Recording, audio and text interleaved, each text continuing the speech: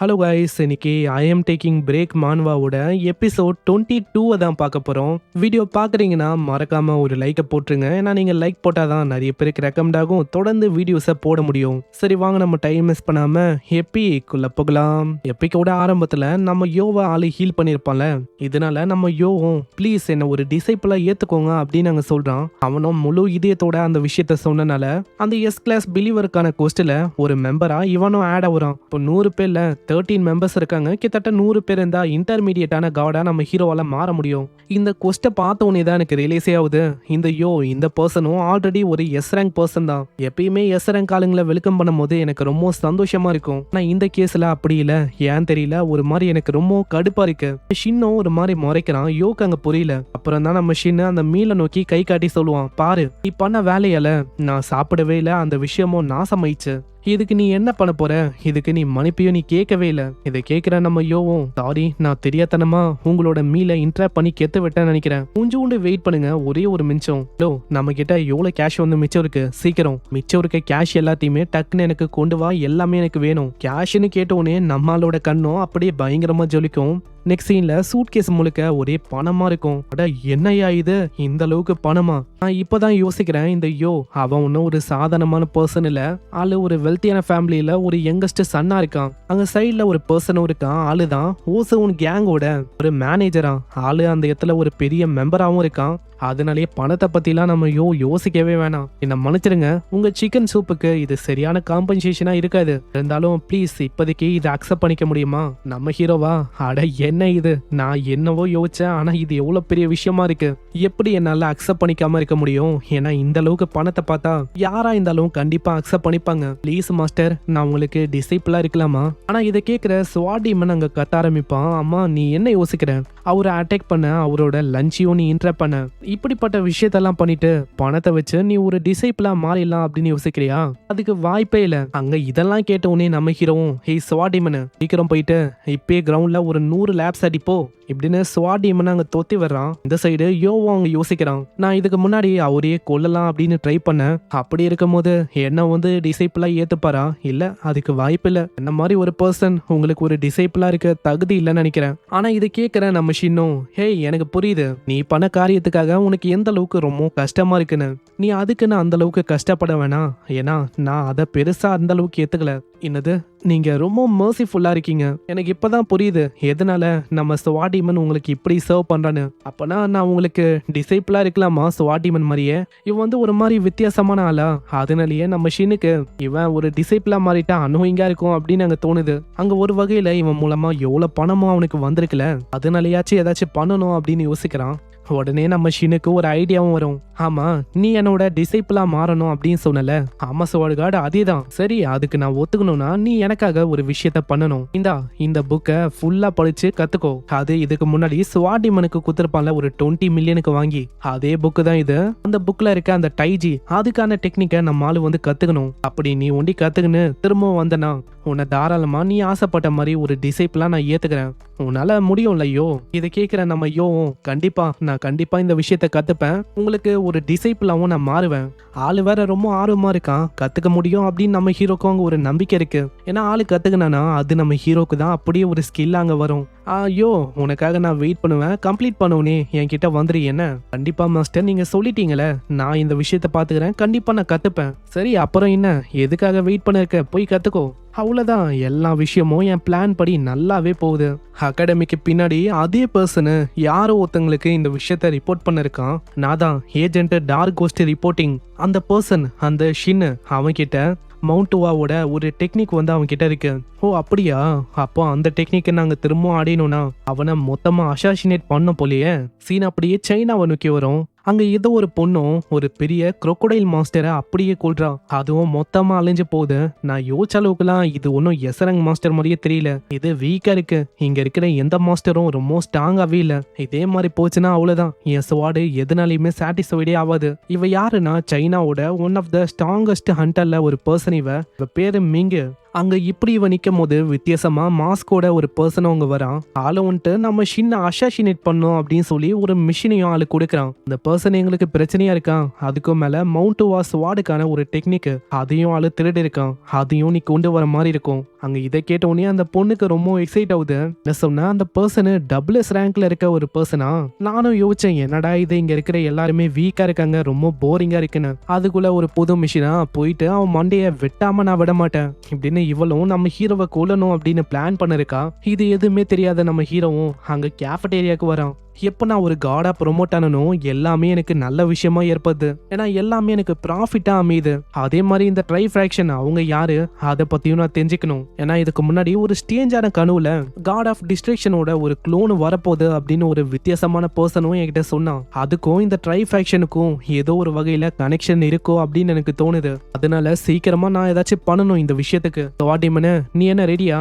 Master இப்போதான் நீங்க சொன்ன மாதிரி அவ்வளோ தூரம் 100 லேப்ஸ் நான் ஓடிட்டு வந்தேன், இப்போ நான் ரெடியா தான் இருக்கேன், பிரச்சனை இல்ல. சரி அப்புறம் என்ன, அதை முச்சிடல, அதுக்கு ட்ரீட் வைக்கிற விதமா சிக்கனு பியரு எல்லாத்தையுமே உனக்கு வாங்கி தரேன் வா.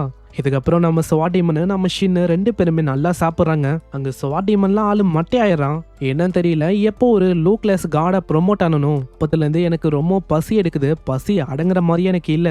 ஆல்மோஸ்ட் இப்போ உண்டி 10 சிக்கனை நான் சாப்பிட்ருப்பேன்னு நினைக்கிறேன். ஒருவேளை நான் சாப்பிட்ற மூலமா என்னோட டிவைன் பவர் அதுவும் ரீகெயின் ஆகலாம். அதே மாதிரி பணத்தை பத்தி நான் அந்த அளவுக்கு யோசிக்க வேணாம், என்னால இன்னமும் சிக்கன் ஆர்டர் பண்ண முடியும். ஏன்னா நம்ம யோதா இருக்கானே, யோ மூலமா எவ்வளவு பணம் இருக்கு, அந்த பணத்தை வச்சு ஒரு பெரிய அபார்ட்மெண்ட்டே நான் வாங்கிட்டேன். இப்போ இந்த அபார்ட்மெண்ட்டோட லேண்ட்லார்டாவும் இருக்கேன், எனக்கு தேவையான எல்லா விஷயத்தையும் என்னால பண்ண முடியுது. எல்லா விஷயமும் ஓகே தான், ஆனா இதையும் நான் கிளீன் பண்ற மாதிரி இருக்கே, இடமே ஒரே குப்பையாவும் அழுக்காவும் இருக்கு. இதெல்லாம் கிளீன் பண்றதுக்கு ஏதாச்சும் ஒரு மெய்டை ஹையர் பண்ணிடலாமா அப்படின்னு நான் யோசிக்கிறேன். இல்லனா சைக்கிக் பவரை வச்சு ஏதாச்சும் ட்ரை பண்ண பாப்பான். திடீர்னு அது தன்னால அங்க மூவ் ஆகும். இதை பாக்குற நம்ம ஆளு ரொம்ப ஆச்சரியமாகறான். ஏன்னா சைக்கிக் பவரை இன்னமும் ஆளு பயன்படுத்தல, அப்புறம் எப்படி இது மூவ் ஆகுது? அது இதே மாதிரி தன்னால அங்க மூவ் ஆகுது. அப்புறம் தான் சிஸ்டம் வழியா அங்க தெரியுது இதுக்கு காரணம் அந்த வயசான அவரோட ஒரு ஸ்கில் தான். நம்ம ஹீரோவால அவரோட ஸ்கில்லையும் இப்ப பயன்படுத்த முடியும். அவர்கிட்ட எக்ஸ்ட்ரா கனெக்ஷன் அப்படின்னு ஒரு ஸ்கில் இருக்கும். அது என்ன ஏதுன்னா நம்மளுக்கு தெரியல. அதை ட்ரை பண்ணி பார்க்கலாம் ட்ரை பண்றான். இதனால அங்க இருக்கிற போன்ஸ் எல்லாமே ஒன்னா இணைஞ்சு அதுங்க இதுக்கு முன்னாடி எப்படி இருந்திருக்குமோ அதை விடவும் ஒரு கொடூரமான சிக்கனா அங்க மாறும். அதை பாக்குற நம்மளும் ரொம்ப ஆச்சரியமாகறான். அந்த சிக்கனும் ரிவெஞ்சு மனுஷங்களுக்கு நாங்க ரிவெஞ்ச கொடுக்கணும், ஏன்னா அவங்க தான் எங்களை கொன்னு ஃப்ரை பண்ணி சாப்பிடவும் செஞ்சாங்க, ரிவெஞ்ச நாங்க கொடுக்கணும் இப்படின்னு ரிவெஞ்சுன்னு அதுவும் கத்தின்னு இருக்குமா. இதை பாக்குற நம்மளுக்கு என்ன பண்ணும் தெரியல. இதுங்க வேற ரிவெஞ்சுன்னு கத்தும். முக்கியமா நம்ம ஹீரோ தான் இதுங்களை சாப்பிட்டுருப்பானே, அதனால லைட்டா நம்ம ஷீனுக்கு அங்க பயமா இருக்கும். அட இருங்க, உங்களுக்கு எந்த அளவுக்கு கஷ்டமா இருக்கு அந்த ஃபீலிங்கை என்னால புரிஞ்சிக்க முடியுது. ஆனா ரிவெஞ்ச் எல்லாம் இல்ல. ரிவெஞ்சு நாங்க ஒரு பயங்கரமான ரிவெஞ்ச கொடுக்கணும், நீங்க தான் எங்களை அவிக்கன் பண்ணீங்க, அதனால வெறுமா ஆர்டர் கொடுங்க, நாங்க எல்லாரையுமே கொல்ல ஆரம்பிக்கிறோம். ஷின்னு முன்னாடி சிஸ்டமும் அப்பியர் ஆகும். அது இதுங்கள ஹைவ் அப்படின்னு ஒரு இடத்துக்கு அனுப்பலாமா வேணாவா அப்படின்னு அது கேட்கும்.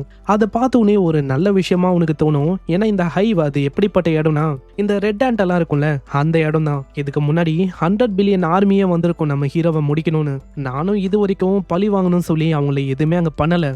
ஆனா இது பழி வாங்குறதுக்கு ஒரு சரியான வாய்ப்பா இருக்கும் போது என்னால எப்படி அமைதியா இருக்க முடியும்? இன்னைக்கு என்னோட டர்ன். அவங்க எல்லாரையுமே பழி வாங்குறதுக்கு அங்க எஸ் அப்படின்னு சென்ட் பண்ண தான் சீன் அப்படியே அந்த ஹைவா அந்த இடத்த நோக்கி வரும். அந்த இடத்துல அந்த ரெட் ஆண்டோ அங்க சொல்லும், ஆமா என்னாச்சு இன்னைக்கு தண்டரிங்லாம் ரொம்ப லவுடா இருக்கு வழக்கத்தை விட. அங்க இப்படி அது சொல்லும் போது முன்னாடி ஏதோ ஒரு பெரிய கிரியேச்சரும் அப்பியர் ஆகுது. அது அந்த கோழி தான். அதை பார்த்த உடனே அதுங்களுக்கு என்ன பண்ணும் தெரியல, அப்படியே ஓட ஆரம்பிக்குது. அப்படியே 1 by 1 அது கொல்ல ஆரம்பிக்குமா. நம்மளுக்கு அதை பார்க்கும் போது ரொம்ப ஜாலியா இருக்கு. ஏன்னா இப்போ அதுங்களை அங்க சென்ட் பண்ணனால 10 பில்லியனுக்கான அந்த கொஸ்டும் கொஞ்சம் கொஞ்சமா ஆட்டோமேட்டிக்கா நிரம்ப ஆரம்பிக்குது.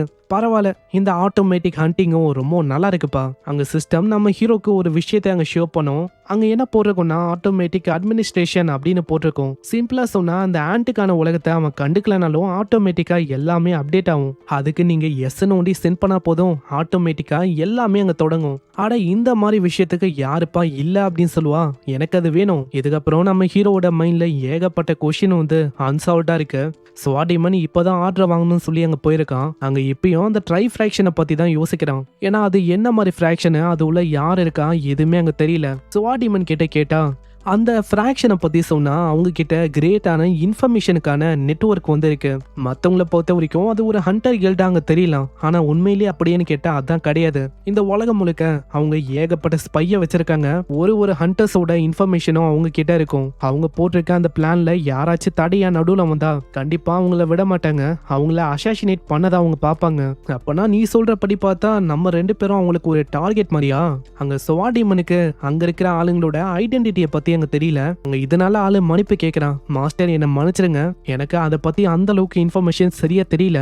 ஆனா ஒரு விஷயத்த உறுதியா நல்லா சொல்ல முடியும், நீங்க பயன்படுத்தின அந்த ஸ்வாட் டெக்னிக் அது மவுண்ட் வார் செக்டோட டெக்னிக்கு. அந்த ட்ரை ஃப்ராக்ஷன் கண்டிப்பா இதுக்காக விடாது. ஏன்னா அவங்க கண்டிப்பா அதை பார்த்துருப்பாங்க. ஸோ இதுக்காக அவங்க கண்டிப்பா உங்களை தேடியும் வர வாய்ப்பு இருக்கு. ஆனா நீங்க எதுக்குமே கவலைப்பட வேணாம். என்னதான் அவங்க 3 பேருமே வந்தாலும் அவங்களா உங்களுக்கு மேட்சே இல்லை. அங்க நம்ம ஆளுக்கு ஒரு சைடு பயமா இருக்கும். ட்ரை ஃப்ராக்ஷன்ல இருந்து யாரு வரப்போறா அப்படின்னு அவங்க தெரியல. சோவாடிமன் சொன்னதெல்லாம் வச்சு பார்த்தா நம்ம ஹீரோவோட அகாடமில ஏதோ ஒரு ஸ்டூடெண்ட் தான் ஒரு ஸ்பையாவும் இருக்கான். ஆனா அவங்களுக்கு அவ்வளவு தைரியமா என் ஸ்டூடெண்ட்டையே ஒரு ஸ்பையா மாத்துற அளவுக்கு நான் கண்டிப்பா அவங்கள விட மாட்டேன். இந்த டைம்ல வெளியில யாரோ ஒருத்தங்க வராங்க. அங்க சவுண்ட் எல்லாம் கேட்ட உடனே நம்ம ஆளுக்கு தெரியுது வேற யாரும் இல்ல, நம்ம ஷின்ன ஸ்பை பண்ண வந்திருக்க அந்த ஸ்டூடெண்ட் அவங்க தானே. வந்திருக்கிறது ஹெய் ஜூ அப்படின்னு ஒரு பொண்ணு தான். இவளை நம்ம ஜூ அப்படின்னே சொல்லலாம். இதுக்கு முன்னாடி இவளுக்கு பிளட் பிரஷருக்கான ப்ராப்ளம் வந்திருக்கும். நம்ம ஹீரோ கூட ஹீல் பண்ணிருப்பான். சீன் அப்படியே ஜூவோட ரூமை நோக்கி வந்திருக்கும். அங்க மாஸ்க் கூட அந்த வித்தியாசமான பர்சனும் வந்திருப்பான். இந்தா இது இருக்கு டெலிபோர்டேஷனுக்கான டெய்ல்ஸ்மேன். இதை வச்சு ஷின்ன நாங்க சொல்ற இடத்துக்கு டெலிபோர்ட் பண்ணு, உன்னோட வேலை அங்கேயே முடிஞ்சிடும். அப்படி உண்டி நாங்க சொன்ன விஷயத்த நீ பண்ணலன்னு வச்சுக்கேன், அதுக்கப்புறம் உன் நிலைமை என்ன ஆகும்னு உனக்கு நல்லாவே தெரியும்ல. டீச்சர் வந்து ரொம்ப நல்லவர். அவருக்கு போயும் நான் அந்த மாதிரி விஷயத்த பண்ணுமா, எனக்கு ரொம்ப கஷ்டமா இருக்கு. நல்ல வேலை நம்ம ஷின்னு கிட்ட காடை வந்திருக்கோம். அதனால இவ தான் உண்மையிலேயே ஸ்பை அப்படின்னு ஏர்லியாவே நம்மளுக்கு தெரிஞ்சு போயிடுச்சு. அங்க இவளோட ஸ்டாட்ஸை செக் பண்ணி பார்த்தா அதுல பச்சையா அங்க போட்டிருக்கோம் இவ தான் அங்க ஸ்பைன்னு. ஹெய்ஜுவோட மதரும் சிக்கா இருக்காங்க. அவங்கள ஒரு ஹாஸ்டேஜா வச்சு மிரட்டினால தான் ஹெய்ஜுக்கு அங்க வேற வழியே இல்லாம இப்படியே பண்ணிருக்கா. நீ எதை பத்தியும் கவலைப்படாத ஹெய்ஜு, எனக்கு தெரியும் உங்க அம்மா சிக்கா இருக்காங்கன்னு. அங்க ஸ்வாடிமனு ஹெல்ப் பண்ணும் சொல்லி உங்க அம்மாவை சேஃபான இடத்துக்கு கொண்டு போயிருக்கான். டீச்சர் ரொம்ப நன்றி, இந்த விஷயத்த நான் மறக்க மாட்டேன். அந்த ஆளுங்களை நினைச்சாலே எனக்கு ரொம்ப கடுப்பா இருக்கு. ஆல்ரெடி அவங்க நிலைமை மோசமா இருக்கு. இந்த மாதிரி நிலைமையிலயும் அவங்கள ஹாஸ்டேஜா வச்சிருக்காங்க. என்கிட்ட ஒன்ஸ் அவங்க மாட்டட்டும், அதுக்கப்புறம் அவங்க யாரையுமே நான் விடுற மாதிரி இல்ல. டீச்சர் ஷின் ரொம்ப நன்றி, நீங்க ரொம்ப கைண்டா இருக்கீங்க. ஈவன் எங்க அம்மாக்காக நீங்க தான் ஹாஸ்பிட்டலுக்கான எல்லா பில்லையும் அங்க கட்டினீங்க. அது ரொம்ப எக்ஸ்பென்சிவ். அதை நான் எப்படி உங்களுக்கு ரீபே பண்ண போறேன்னு தெரியல. அட இருமா, நீ ஒன்னும் தேங்க்ஸ் எல்லாம் சொல்ல வேணாம். மணி என்கிட்ட அதிகமா இருக்கு, அதனால இது ஒன்றும் எனக்கு பெரிய விஷயம் இல்லை. சரி சீக்கிரம் அந்த விஷயத்த பயன்படுத்து. டெய்ல்ஸ்மேனை ஆக்டிவேட் பண்ணோன்னே இவங்க 2 பேரும் வேற ஒரு இடத்துக்கு டெலிபோர்ட் ஆகுறாங்க. அந்த இடமும் அகாடமிக்கு பின்னாடி இருக்க அந்த மவுண்டன் அந்த இடம் தான். அந்த இடத்துக்கு வந்தோடனே என்னன்னு தெரியல, ஹெய்ஜு ஒரு மாதிரி பயங்கரமா நடுங்க ஆரம்பிக்கிறான். ஹெய்ஜு சொல்லி ஆகணும், உண்மையிலேயே நீ நல்ல வேலை பண்ணிருக்க, இதுக்கு மேல நாங்க இந்த விஷயத்த பாத்துக்கிறோம் இப்படின்னு ஒரு மாங்கும் இன்னொரு பர்சனும் அங்க வரான். இவங்க 2 பேரோட ஸ்டாட்ஸை வச்சு நம்மளுக்கு தெரியுது இவங்க 2 பேருமே எஸ் ரேங்க்னு. உனக்கு ரொம்ப தைரியம் தான், ஏன்னா மவுண்ட் வார் செக்டோட இந்த ஸ்வாடுக்கான டெக்னிக் அதை நீ திருடி இருக்க. அதுக்காக ஒன்றும் நாங்கள் உன்னை விட மாட்டோம், கண்டிப்பாக உன்னை இங்கேயே நாங்கள் முடிக்க போகிறோம் இப்படின்னு அந்த மாங்கும் பயங்கர வேகமாக மறைஞ்சு போயிட்டு கிட்ட வருவான். பின்னாடியே அந்த பொண்ணுக்கும் என்ன பண்ணும் தெரியல, ஏன்னா அது ஷவுலிங்கோட ஒரு சீக்ரெட்டான டெக்னிக். நம்ம டீச்சரால இங்க நிக்க முடியுமா? உடனே நம்ம ஹீரோ அவனோட ஸ்டீல் பாடியை ஆக்டிவேட் பண்ண அவ்வளவுதான், உடம்பும் அப்படியே பெருசா மாறும். அந்த பஞ்சும் நம்ம ஷின்னு மேல பயங்கரமா படும். ஆனா ஷின்னுக்கு எதுவுமே ஆகல, அவரோட கை தான் அப்படியே உடஞ்சு போகுது. அவருக்கு சுத்தமா ஐடியால எப்படி இதாச்சுன்னு. வாய முறையா, ஏன்னா உண்மையை சொன்னா இந்த இடத்துல அட்டாக் பண்ண வந்ததே நீதான். அங்க இப்படி இவன் சொல்லும் போது பின்னாடியே அந்த பர்சனும் ஸ்வாட வச்சு முடிக்கலான்னு வரான். அதுவும் ஒரு பயங்கரமான டெக்னிக்கா. பின்னாடி அந்த பொண்ணுக்கு என்ன பண்ணும் தெரியல. ஆனா அந்த அட்டாக் பட்டும் நம்ம ஹீரோக்கு எதுவுமே ஆகல, ஸ்வாடு தான் அப்படியே நொறுங்கி போகுது. ஆமா என்னாச்சு, எதனால நான் பயன்படுத்தின அந்த ஸ்கில் ஒர்க்கே ஆகல. நீ பயன்படுத்தின அந்த டெக்னிக்ல லைட்னிங் அதுக்கான ஸ்கில் இருந்துச்சு, ஆனா இந்த லைட்னிங் ரொம்ப வீக்கா இருந்துச்சு. உண்மையான லைட்னிங் எப்படி இருக்கும் நான் உனக்கு காட்டுறேன். மிரியோட லைட்னிங் எபிலிட்டியா ஆளு பயன்படுத்துறான். வானத்துல ஒரு மிகப்பெரிய லைட்னிங்கும் அப்பியர் ஆகுது. அவ்வளவுதான், அவங்க 2 பேரோட நிலைமையும் மோசமாகுது. அவங்க 2 பேரையும் அப்படியே பிடிச்சு வச்சாரான். பின்னாடி அந்த பொண்ணுக்கும் நம்ம டீச்சரை நினைச்சு ரொம்ப பெருமையா இருக்கும். நான் யோசிச்ச மாதிரியே எங்க டீச்சர் உண்மையிலேயே வேற லெவலு. அங்க ஷின்னும் யோசிக்கிறான், என்னோட பவரை நான் கண்ட்ரோலா பயன்படுத்தணும், ஏன்னா அதிக பவர் பயன்படுத்தினா அவ்வளவுதான். அதனால ஆல்மோஸ்ட் இவங்க இறந்து போறதுக்கும் வாய்ப்பு இருக்கு. ஆமா, அந்த ட்ரை ஃபிராக்ஷன் அந்த ஆளுங்க எங்க இருக்காங்க, மரியாதையா சொல்லுங்க. நீ ஒரு திருட, உன்ன மாதிரி ஒருத்தனுக்கு ட்ரை ஃபிராக்ஷனை பத்தி நாங்க சொல்லுவோம் அப்படின்னு யோசிக்கிறியா? வாய்ப்பே இல்ல. அங்க இந்த டைம்ல தான் அந்த பொண்ணும் அப்பியர் ஆகுறா. அங்க மிங்க வந்துட்டு சொல்றான், என்னப்பா இது அப்பனா நான் லேட்டா வந்துட்டனோ? மிங்கு, கரெக்டான டைமிங்ல நீ வந்திருக்க. சீக்கிரம் உன் முன்னாடி இருக்க இந்த பர்சன் இவன் தான் அந்த ஷின். இவன் தான் மவுண்ட் வா செக்டோட அந்த ஸ்வாடுக்கான டெக்னிக் அத ஆளு திருடி இருக்கான். அதனால சீக்கிரம் அவனை முச்ச விடு. வாய முறியா, நீ பேசுறது ரொம்ப அனுவிங்கா இருக்கு. ஏன்னா நீ ஒரு ட்ராஷ். அத்தனுடைய ஏகப்பட்ட ஸ்லாஷ் அட்டாக் அங்க படம். இதனால அவங்க நிலைமையும் மோசமாவுது. அங்கேயே அவங்க காலி. உங்களை மாதிரி ஆளுங்க உயிரோட இருக்கவே தகுதியே இல்ல. நம்ம ஷின் அவளை பார்த்து ரொம்ப ஆச்சரியமாவுறான். அவ ரொம்ப வேகமா அங்க மூவ் பண்ணா. அவ மூவ்மெண்ட்டை இத்தனைக்கும் நான் பார்க்கவும் இல்ல. எப்படி அவளால இந்த அளவுக்கு வேகமா மூவ் பண்ண முடிஞ்சது? ஈவன் எஸ்ராங் ஹண்டர்ஸே எனக்கு ஸ்லோ மோஷன்ல தெரிவாங்க. ஆனா இந்த பொண்ணு அப்படி எனக்கு தெரியவே இல்ல. திடீர்னு மிங்கும் பின்னாடி அப்பியர் ஆகுறா. நெக்ஸ்ட் நீதான் அப்படின்னு அந்த பொண்ணை மொத்தமா முடிக்கலான்னு ட்ரை பண்றா. ஆனா ஜஸ்ட் மிஸ். கரெக்டான டைம்ல நம்ம ஷின்னு எப்படியோ அந்த பொண்ணை காப்பாத்தவும் செய்யறான். சீக்கிரம் இப்போ பேசுறதுக்கு டைம் இல்ல, இந்த இடத்த விட்டு ஓடிப்போ. ஓ, அப்பனா உன்னால என்னோட அட்டாக்க வெறும் உடம்ப வச்சு பிளாக் பண்ண முடியும் அப்படின்னு யோசிக்கிறியா? பரவாயில்ல, உன்ன மாதிரி ஒரு பர்சனை நான் இது வரைக்கும் பார்த்ததே இல்லை. இன்ட்ரெஸ்டிங்கா இருக்கு. அங்க ஷின்னும் தாக்க வரான். ஆனா அத்தனுடைய அந்த இடத்துல மிங்க ஆளை காணோம். நீ ரொம்ப ஸ்லோவா இருக்கப்பா. ஏன்னா நான் அந்த இடத்துல இல்லவே இல்லை. ஆமா, திடீர்னு இவ எங்க போனா? திடீர்னு ஷின்னு பின்னாடியே அங்க ரத்தமா அப்படியே தெரிக்கும். ஒரு செகண்ட் நம்ம ஷின்னோட ரத்தம் தான் ஊத்துது அப்படின்னு ஆளு யோசிப்பான். ஆனா ரத்தம் ஒன்னும் ஷின்னுது இல்ல. பின்னாடி இருக்க அந்த பொண்ணு அவளோட ரத்தம் தான். அந்த பொண்ணோட வயிற்றுல இருந்து அப்படியே ரத்தமா ஊத்தும். நிலைமையும் மோசமாவும். நம்ம ஆளுக்கு என்ன பண்ணும் தெரியல. அங்க ஹேஜோவை தொட்டு பாக்குறான். அங்க மூச்சு பேச்சே இல்லாம அவ இருக்கா. நீ கவலைப்படாத, உனக்கு ஒன்னும் இல்ல, இதோ நான் ஹீல் பண்றேன். அங்க ஹீலிங் ஆளு ட்ரை பண்றான். இத பாக்குற மிங்கோ, பரவாயில்லையே, உன்கிட்ட ஹீலிங்கான அந்த ஸ்கில்லுமே இருக்கா? அங்க என்னதான் ட்ரை பண்ணி பார்த்தோம், அங்க எதுவுமே வேலைக்கு ஆகல. பின்னாடி மிங்கும் சொல்றான், ஆமா நீ என்ன பண்ணிருக்க? ஏன்னா அந்த பொண்ணு எப்பயோ உயிரை விட்டா. நம்ம ஹீரோ என்னதான் ட்ரை பண்ணியும் அங்க ஹீல் ஆகுற மாதிரியே இல்ல. அங்க சிஸ்டம்லயும் ஒரு நோட்டிபிகேஷன் வரும், நீங்க லோ கிரேடான காடா இருக்கீங்க, உங்களால டெட்டான ஒரு பர்சனை திரும்ப ரிவைவ் பண்ண முடியாது. அதுக்கு நம்ம ஹீரோ ஒரு கிரேட்டரான காடா மாறணும். சிம்பிளா சொன்னா இன்டர்மீடியட்டான காடா இருக்கணும். நான் கட் பண்ண அந்த நொடியே அந்த பொண்ணு இறந்து போயிட்டா. இப்பயும் எதுக்கு அந்த பொண்ணுக்காக டைமை வேஸ்ட் பண்ணிருக்க? ஹேஜோ, உனக்கு கண்டிப்பா எதுவும் ஆகாது. இப்போதைக்கு நான் உன்னை லிலித்து கூட வேற ஒரு இடத்துக்கு சென்ட் பண்றேன். அங்க நீ சேஃபா இரு. ஒரு இன்டர்மீடியட்டான காடா மானக்கு அப்புறம் கண்டிப்பா உன்னை சேவ் பண்ண நான் வருவேன். அட என்னப்பா நீ அந்த பொண்ணு கூட இப்படி பேசுற? அவ எப்பயும் இறந்து போயிட்டா. அவளை விட்டு என் கூட விளையாட வருவியா? ஏன்னா இந்த உலகத்துல இருக்க வீக்லிங்லாம் இறந்து தான் போகணும். அப்படிப்பட்ட வீக்லிங் தான் இவளும் இறந்து போயிட்டா. வாய மூறியா? அட பாருப்பா, நீ ஸ்கேரியா இருக்க. நீ கம்ப்ளீட்டா அப்படி ஏன் டைப் தெரியுமா? தேவையில்லாம என்ன சீண்டிட்ட. நீ பண்ண வேலைக்கு கண்டிப்பா உன்னை நான் கொல்லாம விட மாட்டேன். அல்ட்ரா ஸ்டீல் பாடி அப்படின்னு ஒரு பாடி ஆளு பயன்படுத்துவான். இதனால அவனோட பாடியும் வேற லெவலுக்கு மாறும். இப்பதான் அங்க உண்மையான பேட்டிலே ஆரம்பிக்க போகுது. இங்கே இந்த எபிசோடும் முடியுது. ஸோ பார்க்கலாம் இந்த பொண்ணை நம்ம ஹீரோவால தோக்கடிக்க முடியுதானே. ஏன்னா இந்த பொண்ணு ரொம்ப வேகமா இருக்கா. இதுக்கப்புறம் என்ன ஆக போகுது அப்படின்னு நம்மளுக்கு தெரியல. ஸோ பார்க்கலாம் என்ன ஆகுதுன்னு. மறக்காம இந்த வீடியோ எப்படி இருந்துச்சுன்னு கமெண்ட் பண்ணுங்க. வீடியோவை எவ்வளவு தூரம் பாக்குறீங்கன்னா மறக்காம ஒரு லைக்கை போட்டுருங்க. ஏன்னா அப்பதான் இன்னமும் நிறைய பேருக்கு ரெக்கமெண்ட் ஆகும். தொடர்ந்து வீடியோஸை போட முடியும். நான் உங்களை நெக்ஸ்ட் எபிசோட்ல சந்திக்கிறேன். தேங்க்யூ ஃபார் வாட்சிங். சைனரா.